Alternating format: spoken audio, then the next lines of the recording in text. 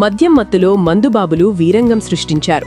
ఫుల్లుగా తాగి డ్రైవ్ చేస్తూ బైక్ను ఢీకొట్టడమే కాదు, యాక్సిడెంట్ ఎందుకు చేశావని ప్రశ్నించినందుకు ఇరుప రాడ్లతో కర్రలతో తిరగబడి దాడి చేశారు. మందుబాబుల వీరంగంతో జాతీయ రహదారిపై అరగంటకు పైగా ఉద్రిక్తత నెలకొంది. నల్గొండ జిల్లా చిట్యాల మండలం గుండ్రాంపల్లి శివారులో హైదరాబాద్ విజయవాడ జాతీయ రహదారిపై బైక్ను వెనుక నుండి కారు ఢీకొట్టింది. ఖమ్మం జిల్లాకు చెందిన ఇద్దరు యువకులు బైక్పై హైదరాబాద్కు వెళ్తున్నారు.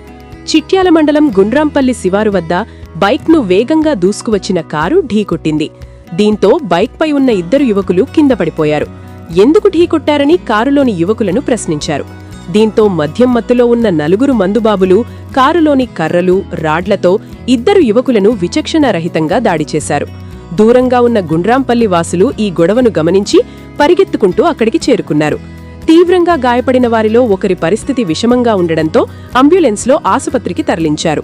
అప్పటికే మద్యం మత్తులో ఉన్న నలుగురు మందుబాబులను నిలదీసిన గ్రామస్తులపై దాడికి తెగబడ్డారు. కారులోని కర్రలు, రాడ్లతో స్థానికులపై వీరంగం సృష్టించారు. ఇష్టం వచ్చినట్లు బూతులు తిడుతూ స్థానికులపై యథేచ్ఛగా దాడి చేశారు. స్థానికులపై మందుబాబుల వీరంగాన్ని గమనించిన మరికొందరు గ్రామస్తులు అక్కడికి చేరుకోవడంతో హైదరాబాద్ విజయవాడ జాతీయ రహదారిపై దాదాపు అరగంటకు పైగా ఉద్రిక్తత వాతావరణం నెలకొంది. గుండ్రాంపల్లి వాసులు పెద్ద సంఖ్యలో రావడంతో మందుబాబులు కారులో పరారయ్యారు. గ్రామస్తుల ఫిర్యాదు మేరకు పోలీసులు కేసు నమోదు చేసుకుని దర్యాప్తు చేపట్టారు. పంతంగి టోల్ ప్లాజా వద్ద సీసీ కెమెరా ఫుటేజీ ఆధారంగా నిందితులను గుర్తించేందుకు ప్రయత్నిస్తున్నారు.